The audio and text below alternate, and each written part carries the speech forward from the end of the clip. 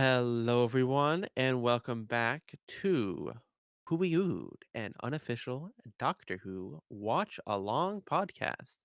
My name is Ben, and I am here with my co-host Cam. How you doing today, Cam? I'm doing good. We're wrapping up Key at a Time finally. Finally. Thank God. Key at a Time kind of sucks.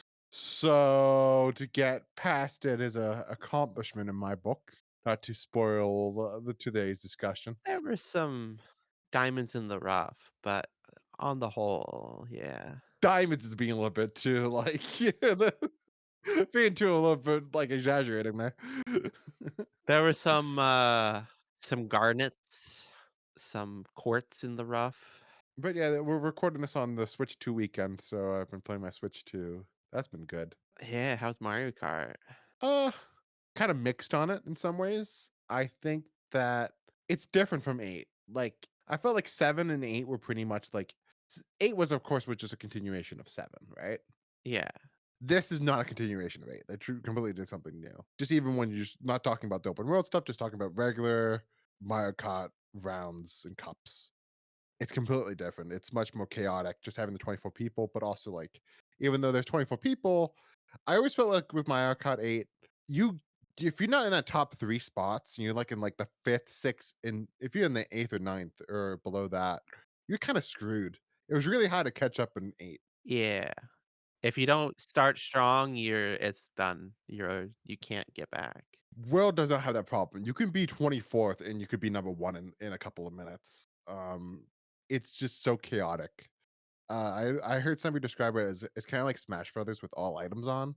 That's what it kind of is like. That just like the items and just the speed power ups and just the chaos of all the people. It creates much more of a fair playing field. You can pretty much recover pretty easily, but also you can fall behind pretty quickly because of how chaotic it all is. It's fun. I think some of the open world stuff is kind of shallow. That's what I've heard, that there's not a lot to do other than just to see what you see. There's a couple of challenges and there's a couple of like medallions spread throughout. But I feel like even those they don't have there's a little bit of a checkbox system I found actually today, but it's not a checkbox system that I would like it that would make me encouraged to do them more. It's just kind of like, okay, I guess I'll just run around the world and find these things. But it's not like I'm not like, oh my god, I have to collect. It ain't no shrines. Yeah, it's not like the shrines is addictive when you start off. You're like, okay, I gotta go to the next one, and I need to climb up this mountain so I can look and see if where I can see the next one is. Like, it just has that. I need to continue going on and exploring this world and continue doing the shrines to get more hearts. What are the incentives to explore the open world? Do you get, like, car parts or something? You get stickers. What do you do with stickers? Don't know yet. I think it's just stickers, Just a checkbox? which I think it's kind of one of my problems with the Switch 2 is that I am in the camp of I just wish Nintendo already gone with the modern times and done on the achievement system. Like, I think I would have much more fun with this if there was like, "All right, I have to work towards this achievement." Yeah. As a console level achievement system is really needed. But I understand that, like, maybe, like, Nintendo doesn't wanna do that because they don't wanna alienate people, but, like, also I would love to see what Nintendo's approach would be because they would do something unique and different. I feel like they would do something similar to trophies, but something a little bit more even Nintendo than that. That it wouldn't just be, like, achievements and gamer score, you know? You know what I'm talking about? I think, like, how they count them, you mean? Yeah, like, it wouldn't just be, like, points, it would be, like, you're collecting coins or, like, something like that, that's just, like it'd be fun Nintendo-esque, but, like, I don't know, they still haven't done it, I'm disappointed in that, but the Switch 2 console itself it's a good device. Like, I'm impressed with the capabilities of it, and I'm excited to see what game developers do with it, and I'm excited to see in the future what ports are getting added to it. Because I think there's a big potential there of a lot of games coming over to it. That would be so cool to see on a handheld, even though we have something like the Steam Deck.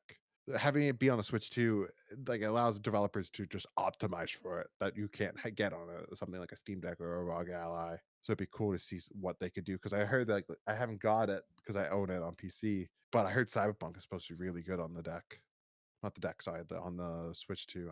I'm debating getting it again on the Switch 2 just because people are saying it runs really good, and that sounds, like a great game to play on the handheld. Cool. But anyways, this isn't a Nintendo podcast. This is a Doctor Who podcast. Ben, actually, before we move on to that, how are you doing today, Ben? Fine. Just been working and editing and playing the 100 line up to the 40-hour mark for that Mm, game. Still just scratching the surface. I'm understanding now how the game is this long because I got to day 100. you don't see an end in sight. I mean, I don't know. It's a really interesting twist that I really like, which I can spoil for you if you want. I don't know if you care at Yeah, all. what's the twist? I don't care, man. I'm not playing. I'm not gonna play this game. Okay, big, big spoiler alert. For what game? The 100 line Last Defense Academy, creators of Danganronpa, Zero Escape. It's really good. If that sounds interesting, skip like 60 seconds ahead. Don't listen to this because this is major spoiler. Judging by our audience, that's not gonna probably matter. But go on, Ben. Probably. It's time travel shenanigans. Hmm. You go back in time, roll credits, back to the title screen. Oh, actually, now you're playing the 100 line Last Defense Academy 2. Mm. And now the game starts for real. That was just the tutorial. Yeah, so it's cool. I did my first route where the main character takes drugs and emits pheromones, which makes everyone, all the men and women, fall in love with him, and he decides to become overlord of Earth. That was pretty funny. But anyways, this isn't a gaming podcast, Ben. This is a Doctor Who podcast, and today we will be talking about the season finale, the season 16 finale. The Key to Time finale, Ben. Yes, the last part of the key to time, the Armageddon Factor. I know you were just on the edge of your seat. What could this piece possibly be? And how was the Dr. Romana gonna get it? Exactly. This was broadcast January 20th to February 24th, 1979 on BBC One. It is the Bob Baker and Dave Martin duo following up on Underworld. And this is also their last dual writing credit on the show. It is Bob Baker will return next season. with Nightmare of Eden.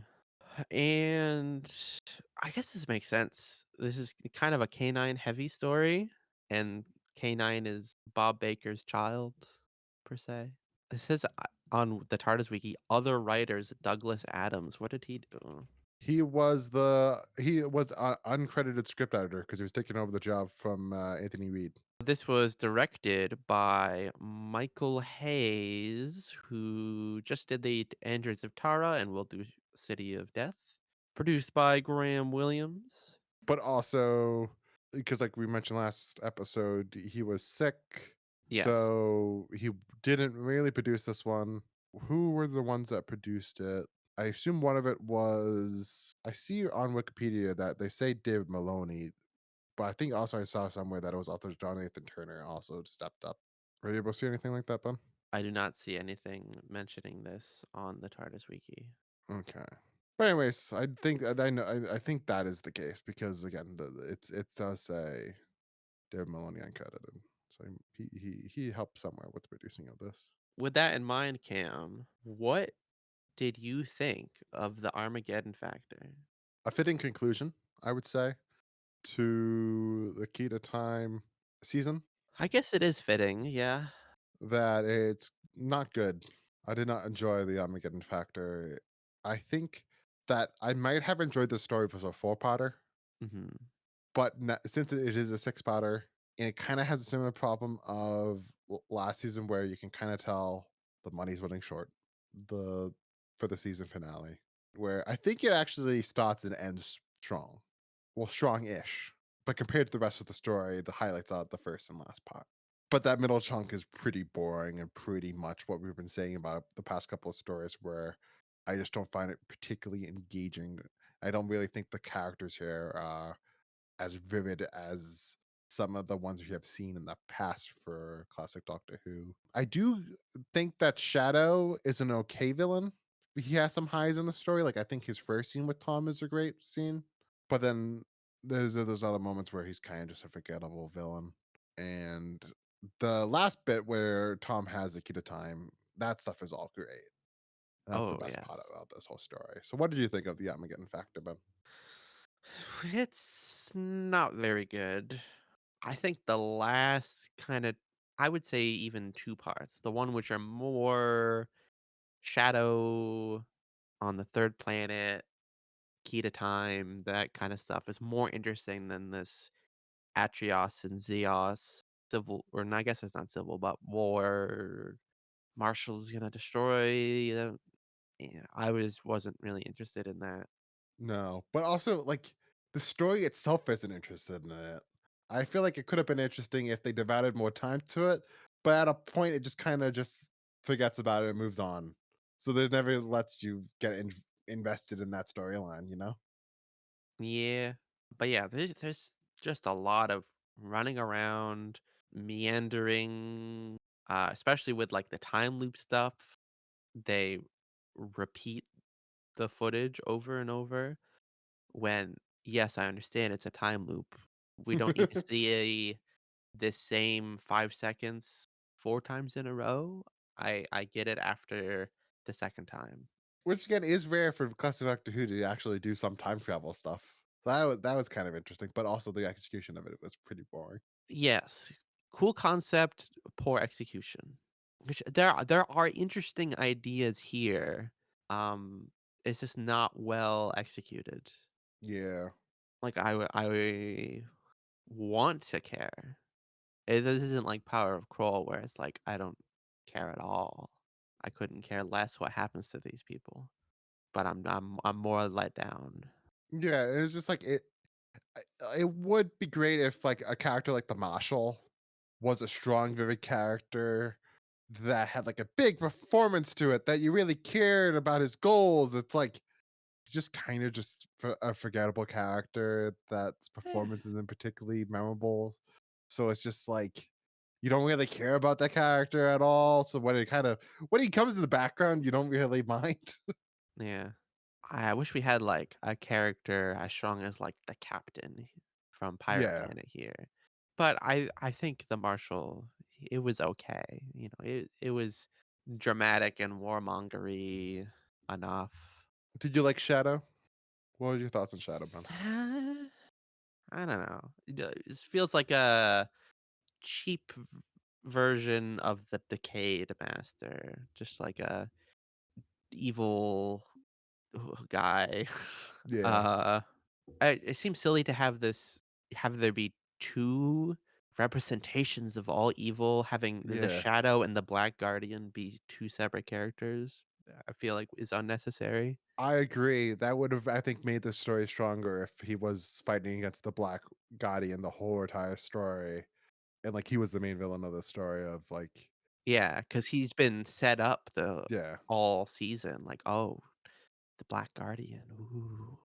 And we only see him for 5 minutes at the end. yeah. But like he would finally defeat him, and then he go back to his TARDIS, and then we would get that scene, and then he's like, "Actually, no, you are still the Black Guardian." Like that would have been that would have been even cooler if we actually got Yeah. more of the Black Guardian in this.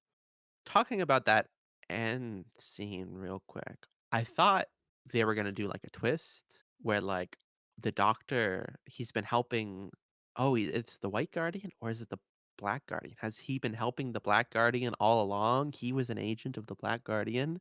But no, it's just a different guy using, like, a Snapchat filter to make it seem like he's the White Guardian, but it's a different actor with a different face.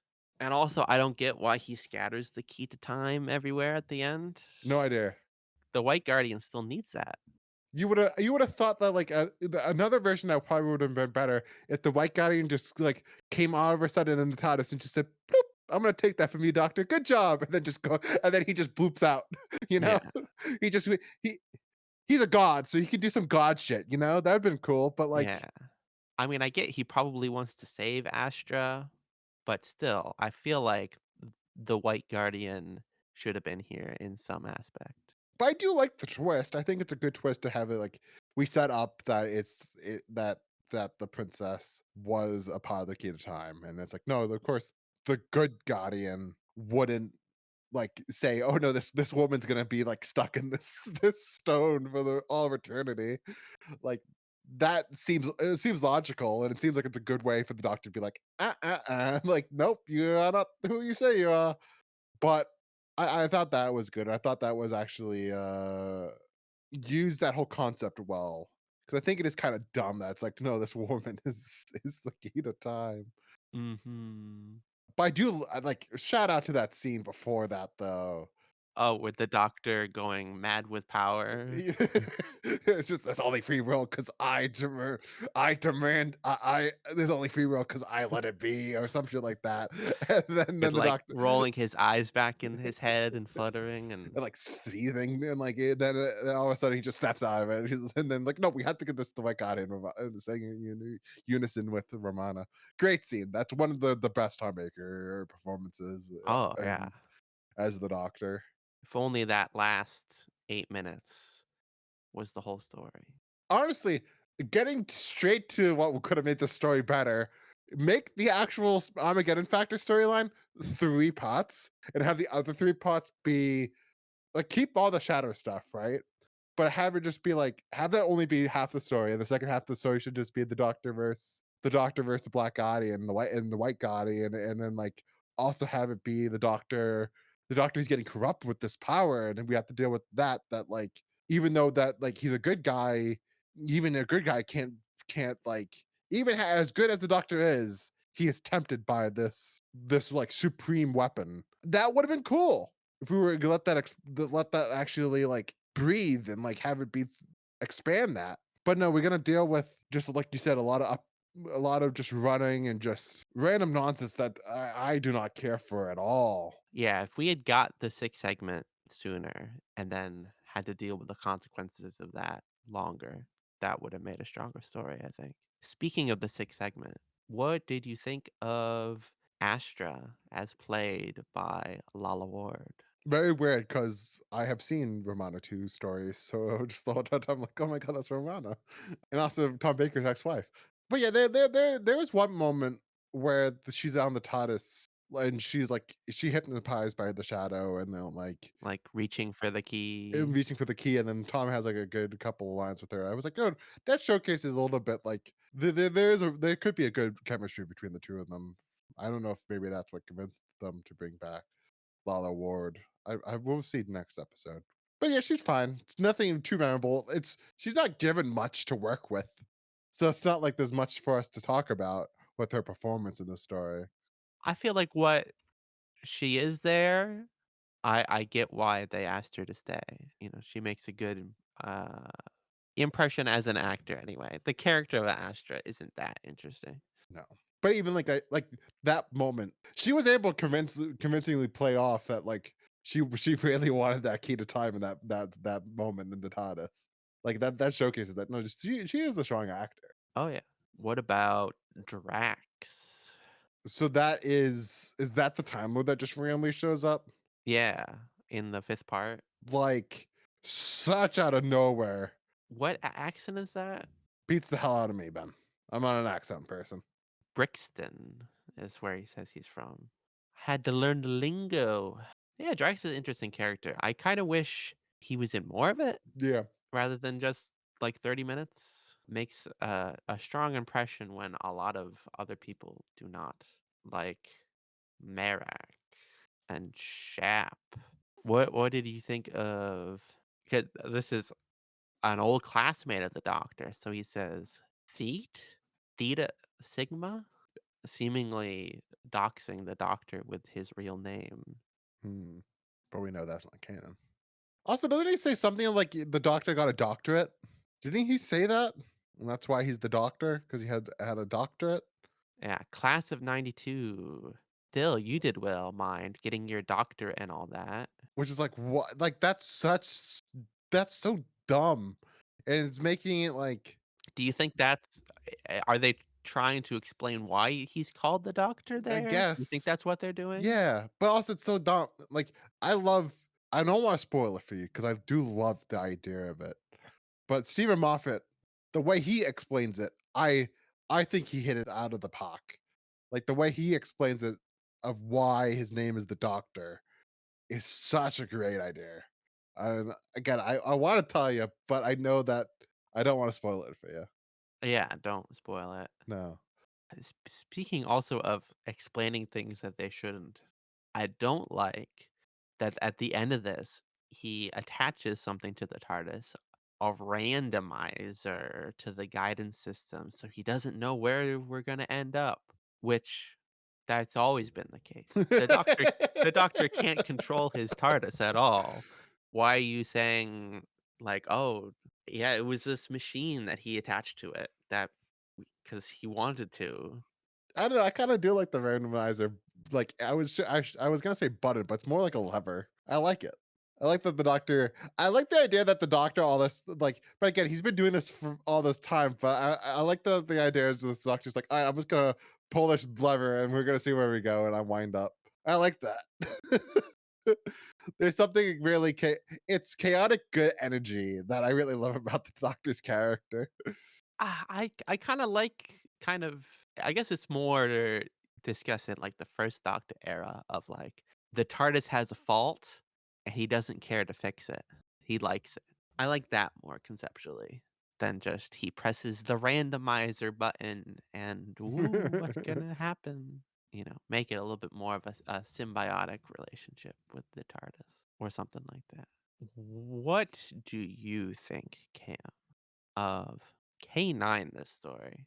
I find it very funny that he got possessed and got taken over and is like calling the shadow like master and Mhm. stuff. And then when the doctor finds him and just throws him down throws him down like a shaft, like that was good. Yeah. That's all I have to really say about K9 in the story. I think this is kind of the most like, a lot of the times K9 is pretty throwaway, like, yeah, he's there. He might shoot a guy. Yeah. He was a lot more central to this story. I think he was kind of the most human like K9. Even, like, the kinda modulator sound was a little bit more John Leeson and less robotic. Hmm. So he's a lot more expressive. I really like all his interactions with the Xeon computer, the Mentalist. Him interacting with it is really interesting. I like it. Did you like it? The Mentalist computer and K9's interactions with it. Nothing in particular stood out to me. That's all I have to say. And what about Romana? Again, like the story, it's kind of a fitting end for Romano one that she gets kidnapped. Yeah, it's kind of all the same things that we've said about Romana 1 this season. She's there. Either doesn't do very much or just gets kidnapped and the doctor has to save her, which maybe we can do a little mini since this is the end for her. I don't know how the transition is, but I know this is her last story. Little mini Romana 1 retrospective. What do we think of her overall? Not the biggest fan of her. I wish I loved Romano like Romano one like some people do, but I just I don't. She's just there's nothing there except for Mary Tamm is a very gorgeous woman. Mhm. Like that's undeniable. I have nothing bad to say about Mary Tamm, but Yeah, I like her being intelligent and witty, yeah, but the other 75% of the time, she's just not written well. yeah, not written well. As writers, I think is the main problem with her. But I find it strange because I've looked online and there are people that like Romana 1 more than 2. Yeah, Well, I mean, which maybe I will hate Romana 2. you gotta say screw Lala Ward. Mary Tam all the way. Mary Tam did do some Big Finish stuff. I'll probably check them out Yeah. at some point. To me, that feels like another kind of hole that Big Oh, Finish could definitely. really expand upon and flesh out our character with modern sensibilities in a way that makes her way more endearing. Like a lot of iffy companions that Yeah. we've had in the past. Although it's kind of the like Sarah Kingdom problem of every story with Romana 1 has to fit into the key to time framework. Well, no, because technically there is a gap there because I don't think Destiny. It's been a while since I watched Destiny and the Daleks, but I don't think Destiny is ever like, okay, we just finished key at a time.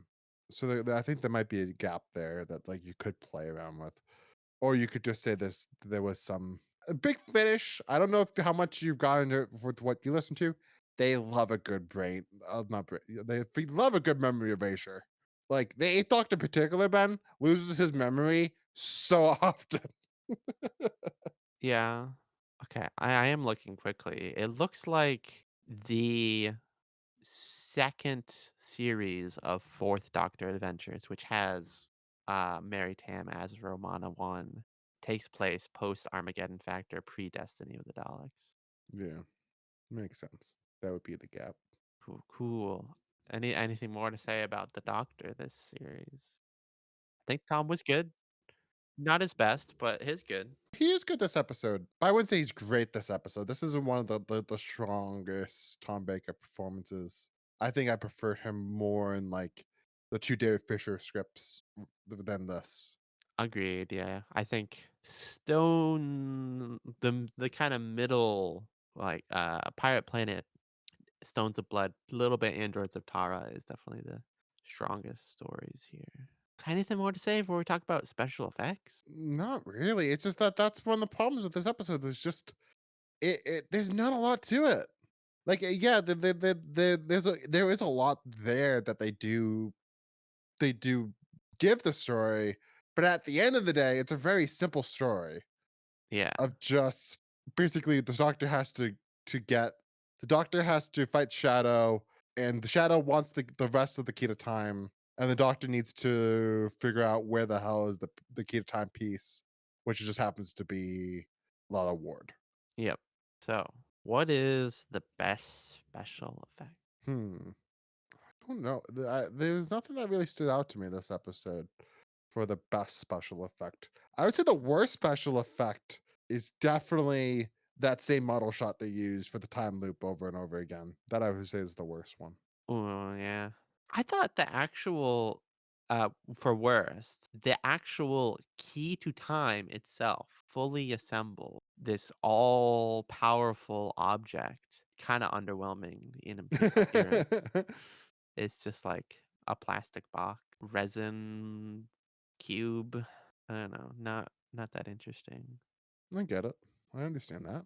I don't know. Some people may like the simplicity of it. I feel like having it just be a box, uh, I would need more. Best, I kind of like the look of the mentalist computer with the like sparkles in the Yeah. pyramid, I guess. communing with K9. That's a satisfying effect, I would say. All right, Ben. I think that's gonna be all for the actual story stuff. So let's get right into cliffhangers. Alrighty. Or quick. Eh, What's the importance of Doctor Who for the fucking Armageddon Factor? There's nothing except for Lala Ward. Lala Ward it continues. I did look. The Black Guardian does come back later. I Yeah, he saw, does. so we'll highly anticipate that. Sad he hasn't come back for New Who, especially in this iteration. I feel like the Guardians. Sadly, now that Shooty's gone, but like Shooty would have been good with the Guardians because like his whole Doctor was about like a lot of it was him fighting gods. So I feel like the Guardians would have fit in that pantheon of like these godlike beings. You know? No spoilers, but is he fighting gods in season 2? Yeah, multiple. Multiple. Yeah, Somehow I've still not been spoiled about what the plot of the reality war is, other than Billy Piper. I'm My shocked. Twitter filters, I must have perfected them. Yeah. Because like they bring back a character that you are aware of, Ben. I'll just say that. Somehow I'm unspoiled. I did just go on myself on YouTube and look up the regeneration scene because I wanted to see it. The special effect is really good. Like the fact that they did that in like 2 months, like especially like the shots of him in the like the planets around him in space and stuff. That looked really good. But like, Yeah. Billy Piper yeah. saying, "Hello." Also, people were saying this. I didn't say this in my rant, but like Shooty has very generic last lines. Like the fact that I can't even tell you, it's like something like this has been a joy or something like that. Like for all the other doctors that had something memorable, I wish that the the 15th Doctor had a little bit more memorable last lines. One can hope that the 16th has better ones. Yeah, and hopefully it's not Billy Piper. Hopefully that's not the Doctor, but we'll see. We'll see. I mean, it could be like another mini Doctor, like 14 situation. Yeah, but now there's a rumor today, Ben, that David Tennant's also coming back to this. So like, Back again? yeah, that was the big rumor today that David Tennant is gonna come back with Billy Piper. Like, oh God, what are they doing? But this isn't about New Who, Ben. This is about Armageddon Factory. So give us the cliffhangers. Alrighty. First, the TARDIS, it's gone. It disappeared. Where'd it go? Whoa! 2, the Doctor is taken away, and Mary Tamm, in her most uninterested performance, says, "Doctor." Crazy. 3, the Marshal prepares to attack Zeos, which would detonate a bomb. Oh my God. 4, the TARDIS materializes on the third planet. K9 stands beside the Shadow, who proclaims that the Doctor has fallen for his trap. That dirty bastard. And 5, Drax shoots the Doctor, causing him to shrink. What an idiot. What's the best one? I guess kind of the Doctor agreeing, like, no, don't do me, stop. I thought that was kind of funny. Sure, yeah. So, Cam, how would you rate this story? Is this better than Andrew Zatara? I think I actually preferred Andrew Zatara, so I'm just gonna give it a clean 6. I like it slightly more than Androids of Tara, I think. I'm gonna give it K9 on a boat before you before you finish that. This doesn't got K9 on that boat going, help me. that is true. Even still, though, I like K9 more here, so I'm gonna give it a 6.3 for an average rating of 6.15. I like how you're like, I like this more than Android Zatara, but I'm only gonna give it 0.2 percentages for Not not that much percentage, sorry. more. Yeah. And as I'm sure you all know, Doctor Who magazine does a poll ranking all of each Doctor stories. This was in 2023, this was rated 37th. In 2014 and 2009, this was rated 36th. And in 1998, this was ranked 34th. So it's gone downhill a little bit over time. And this is right below Invasion of Time and right above The Power of Kroll. Do you like this less than the Invasion of Time? Or is this better than you rated it higher than Invasion of Time? Yeah, I prefer this to the Invasion of Time. I did not like the Invasion Time, but this at least had like a, I don't know. Both sucked. I didn't enjoy Gotcha. either. I guess that's an unpopular opinion. In 2014, last time they did a full poll, this ranked at number 204 in between the Armageddon Factor. No, sorry, in between Nightmare and Silver, which is a shit story. That should be way lower. That is that's Matt Smith's Cyberman story written by Neil Gaiman, the rapist. Terrible, terrible story. And then Long Game is below it, which I like the Long Game. I don't love it. It's not a great story, but it's not that bad of a story. It's better than the Armageddon Factor. Below the Crotons too. Crotons 207. That story's better than the Armageddon Factor, just by it being 4 episodes. Would you not agree, Ben? Probably. Okay, that is the rankings, Ben. Alrighty. So talking about season 16 as a whole, this is the second out of 3 of Graham Williams' era. The end of Anthony Reed as the script editor. He's gone, Ben. His era on the show is done. Douglas Adams is next. Yes. That'll be good. Anthony Reed's editor, script editor, kind of sucked. He wasn't that great at the whole. Yeah. I quickly tallied our average ranking. Cam's, yours was 6.13. Mine was 6.47 for an average of 6.3, which firmly places it as the worst season of Doctor Who that we have talked about. Which would you agree with that? The numbers? Yes. Are you telling me you not want to watch right now over if I present you the Key to Time box set or the season 8 Blu-ray set? You're not gonna watch season 8 more than this, Ben? Oh, I 100% would. The only one that would maybe say is like season 11 isn't the greatest. That maybe is the only one in Yeah, competition. that's the For comparison, 15 and 11 are both high sixes. This is a low six, so they are comparable. But I would say at least with 11, there's a time where I we both really liked Invasion of the Dinosaurs, and Planet of Spiders is a pretty good story. Season 16, I don't think has anything. When your best story is Stones of Blood, I think that showcases the overall rankings of this season. Yeah. And you liked season 15 more? Yeah, at least that has stories like Sunmakers. Even though I wasn't the biggest Fandao fan, that still was fun. And then like Fang Rock? Invisible Enemy is still Invisible Enemy is still, I would say, better than like Reboss Operation or Android Atara or even Power Crawl, let's be honest there.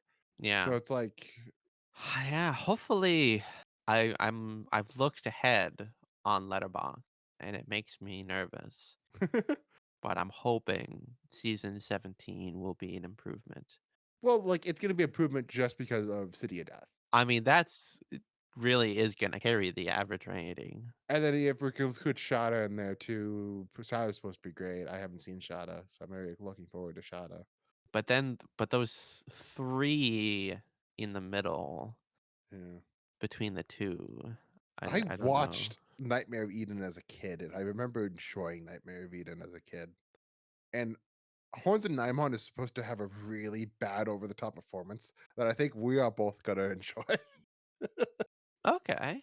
And Creature from the Pit sounds like the most generic story. Like, that could be the name of, like, a 30s horror movie.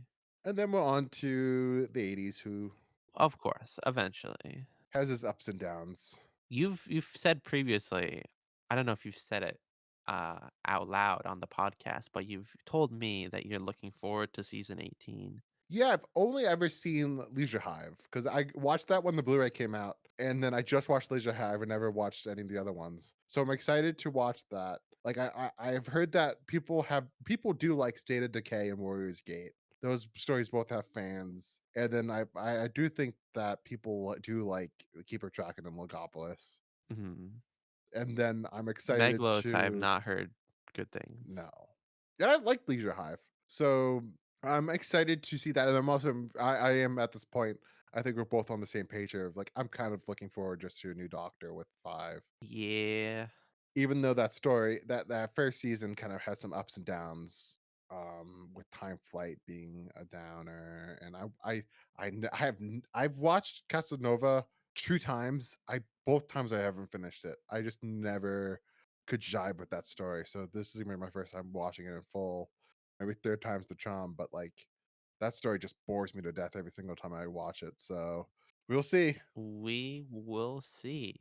2 more seasons of Tom Baker. God, he stayed so long. Yeah. This is his end of his 5th season, which Pertwee was done with it at this point, Yeah, and Tom's still raring to go. yeah. I bet he did not want to leave. Well, he did threaten to leave at the end of this story. Did you see this? I did not. So he kind of at the end kind of got pissed off with Graham Williams and was like, oh no, he went to the BBC and was like, no, I need approval for directors, scripts, actors. He basically wanted to show run the show, and they were able to settle it. Like, okay, Graham and Tom, you got to settle this. You can be big boys, and then they were able to do another season together. But like, they were never good on good terms after this. Do you know if Tom loved JNT? No, he did not. And J&T did not love Tom. So by the end of it, he was like, okay, I'm out of here. We'll see at the season 18, but from what I've heard, Tom is supposed to be like this couple, especially with Adric. He's supposed to be like, why the fuck am I here? Who the fuck is this kid? Why did you pair me with this fucking kid? I want to go to the pub and drink. I would think he would like the kid over the robot. Though I've looked into it a little bit. I have seen hearsay that towards the end he grew to kind of like K9 or got used to working with that. at the very least. We will see. Yeah, so next week we will be talking about Destiny of the Daleks. After so long, the Daleks are back. The Daleks are back. Terry Nation's last Doctor Who story, quote unquote, like quote unquote Terry Nation's last.